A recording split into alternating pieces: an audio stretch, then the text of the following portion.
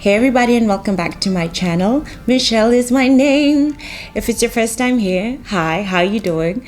Today I want to talk to you guys about the makeup version of oily skin and my recommendations on what to use and how to use it if you have oily skin.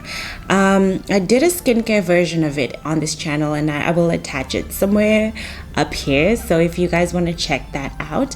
And also, if you enjoy my videos, don't forget to subscribe and don't forget to like. And if you want to see how to get your face looking nice and matte even though it's oily and still look glowy, then keep on watching.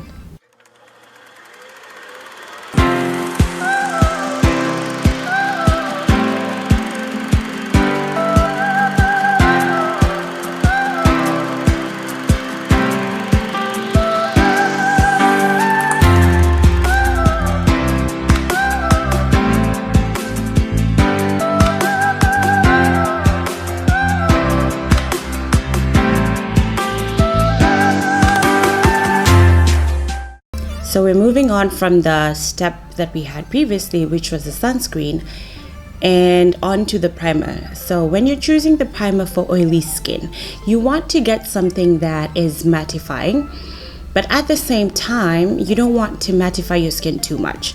Okay, so if you're going to use, this is my suggestion, if you're going to use a mattifying primer, you need to use a foundation that is not too matte. But if your skin is very oily, then go ahead and use a mattifying primer and a mattifying foundation.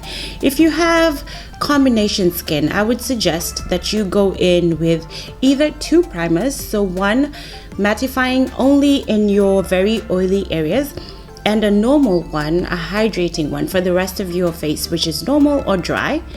Or you could use a mattifying primer all over your face and then go in with a silky finish foundation, not too matte. So after you've done your primer, today I have used my Milk Makeup Hydro Grip. This is a hydrating primer, but then I went in with my Farsali in my T-zone to kind of blur and just kind of almost mattify, but not really, because it doesn't, I don't think it's marketed as a mattifying primer. It is marketed as a perfecting primer serum, but that's what I use because my skin is combination. And then what I do is I go in with a powder, and I think you guys have seen this on my channel several times, and I just powder my face to keep the shine from peeking through the foundation.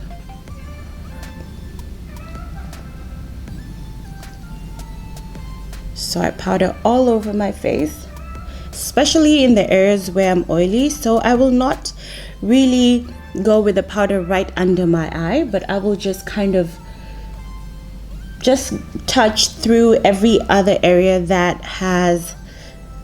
usually has oil peeking through the foundation. Be careful not to over powder as well. My sponge is not clean, obviously.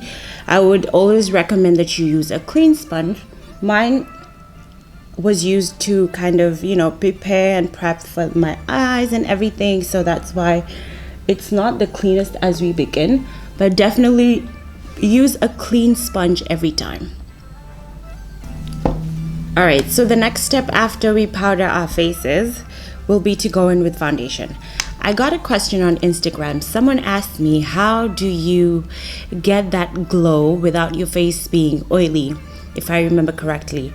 So what I do, and what sometimes I do, I don't do this all the time, but if you want to get that glow underneath, this is what I suggest. So take your sponge and make sure you know the sides that you're using. So this is the side that I will use my concealer, and this is the side that I will use for highlighting. So I take this is my just Fix Plus, and I spray on my sponge, and then I go into my highlighter. You can use any. You can use a liquid one if you want to. I just don't. So all the way, dip it into your highlighter, and then kind of just rub that on your skin. And see how that is like super super highlighted. Now I picked up a very subtle, well, not subtle, but it's not as bright and not as strong as my Huda highlighter, but I prefer this. I prefer this one. I just want to glow subtly. So in all the areas that you would generally typically put your highlight on, some people like to highlight their forehead, so if you do, you can go ahead and do that step as well. I don't typically do, but I just want to try it today.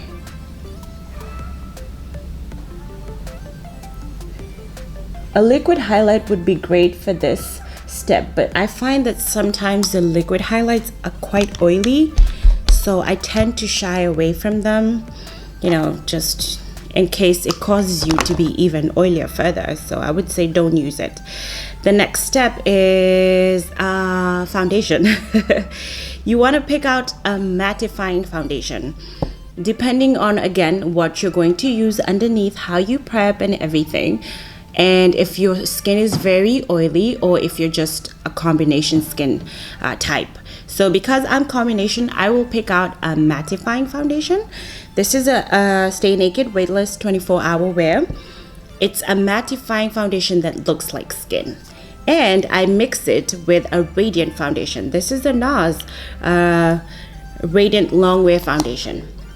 Remember to always pick out a longwear foundation because you want something that will hold for as long as you're wearing your makeup, so it will not break apart in your areas where you're oily, and it will not throughout the day fade off your skin. Okay, so remember to, you know, always a longwear foundation is definitely the better option, so long as it's not too heavy. If you like to color correct, this is the time that you would do so. I don't do it all the time, so I'm not going to do it today. But if you have darkness on your face and you want your foundation to be flawless, I would advise that you do so.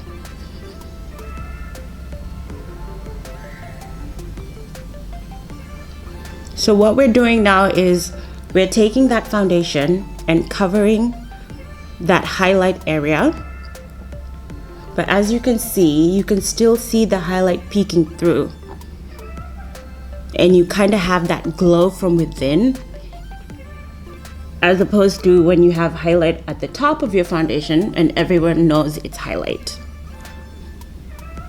So notice that in this area I don't put a lot of product because, again, if you have oily skin, this is probably your problem area. It has a lot of pores. It has just a lot of texture and stuff going on. So you don't want to put too much product in that area because it will most likely be the area that breaks apart the fastest. Alright, so as you can see, after we're done blending the foundation, we still have the highlight showing up. But since we're going in with concealer, we'll see how it looks after. But just to kind of show you how you can achieve a glow underneath the foundation. So if you are going to go with your foundation all the way, if you're not going to go with concealer to highlight, that's kind of how it would have looked with the highlight underneath. You could again also use a liquid highlighter or a cream highlighter depending on what you have. So now we're going in with concealer. Now again, if you have oily under eyes, you want to look for a mattifying concealer. Most people don't have oily under eyes, they have dry under eyes. So for this step, I, just like most people, have dry under eyes. So I will go in with a sort of hydrating concealer. It's not exactly mattifying, it's very hydrating, so that's what I'm going to go with. When you're picking out a concealer to highlight under your eyes, be careful as to what shade and how many shades lighter you go, depending on what you like, what kind of highlight you like. I don't like it too bold, so I will go in first with this shade and then I will go in with a lighter shade, but not too much, just a little in that area. So now after we're done blending our concealer, this is the next very important step, powdering. Okay, If you are able to bake your face, I would recommend that you do if you have oily skin, so your skin can stay matter for longer. If you're not able to bake, then I would just recommend that you set your skin properly, take time, get a great powder, because that is really important as well.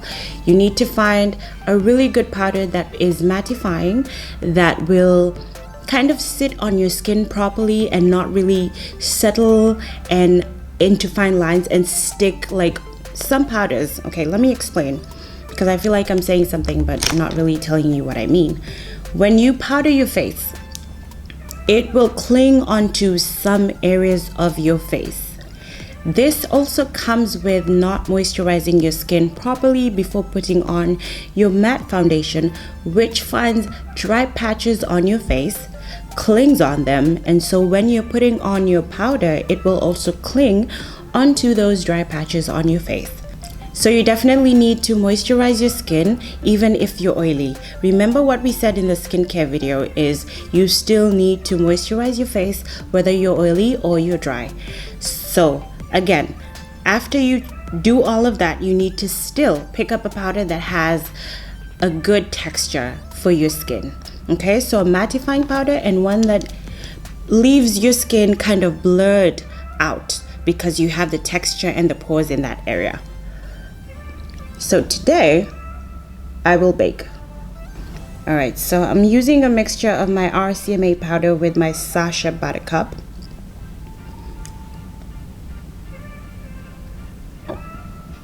I typically also use the Huda Beauty powder. That's really great as well, but I just don't have it now.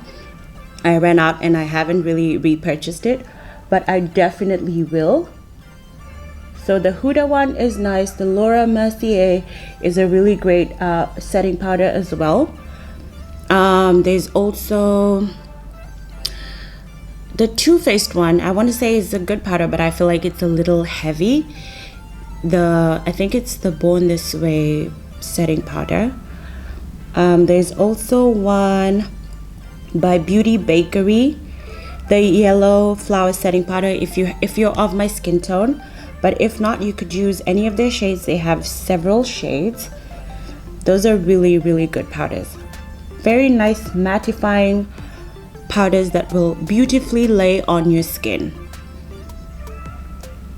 So after you've pressed everything in, and I want to set every area where I have put my concealer, and then every area where you get your creases. So on your smile lines, along your mouth, make sure you press that down and set.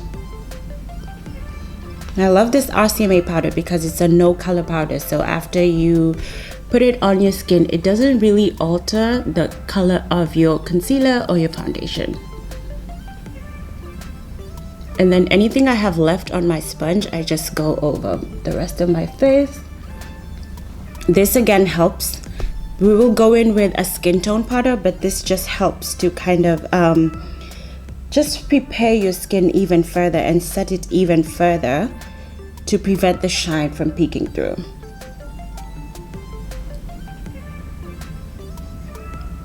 So after we're done with that, I will now go in and bake just lightly. I will not even, let me not even call it baking. Let me say I will just leave it on for about literally maybe a minute.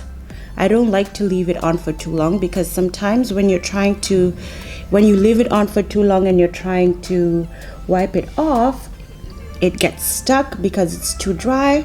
But again, that depends on the powder. So because I know the Sacha one does that and it clings, I will not really bake for too long. I'll just leave it on literally for like maybe just a minute and then rub it all off.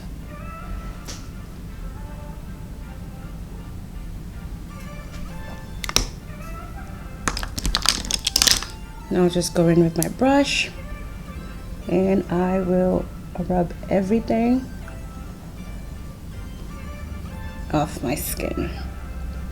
This step is key.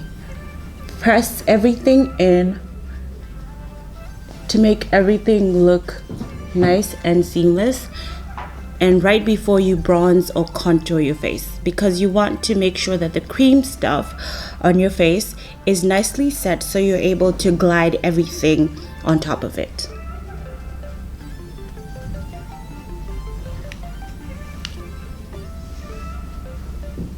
So we're done bronzing, we're done with the powders and everything, and now we're moving on to setting the face before we go in maybe with highlighter, depending on what you like.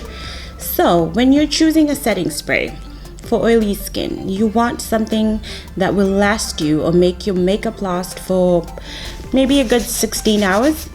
The Urban Decay All Night setting spray is really good for that. It doesn't really mattify your face per se, but it does cause your makeup to last a long time. The other spray that I would also recommend, and I think this is a mattifying spray particularly, is the Huda Beauty one, but I haven't really, I can't really try it because I feel like the scent is way too strong for me, so I'm not really sure how it performs. But based on just a track record of Huda as a brand, they really have good products, so I think it's probably really good as well. I would advise you to stay away from anything that is luminous. So the Tatcha Luminous setting spray, I would say stay away from that. I feel like the Fix Plus is also a little, you know, it adds a little bit of oil as opposed to dew on your skin. So if you're going to use the Fix Plus, I would say really far away from you, so you don't have too much, you know, of the actual spray deposited onto your skin. But you have really powdered your face quite a lot, so you need to definitely put in a spray that will, you know, kind of melt everything into your skin. What I use is this Morphe one as well. I use the All Nighter one as well, but I like this because it's kind of in between. It does give your face a glow, but it doesn't make you like oily and shiny throughout the day. So that's what we're gonna do now.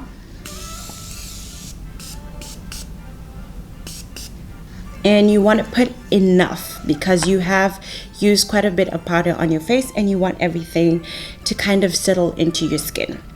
Now once you're done, you can fan, you can use whatever it is that you need.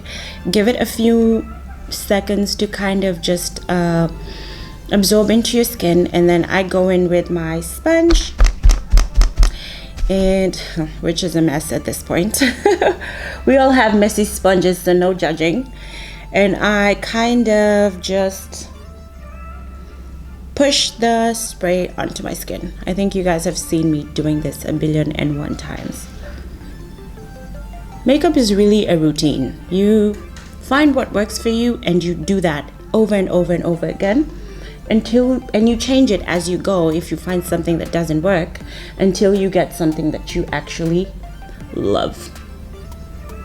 Sometimes I also spray my sponge and then just, you know, kind of further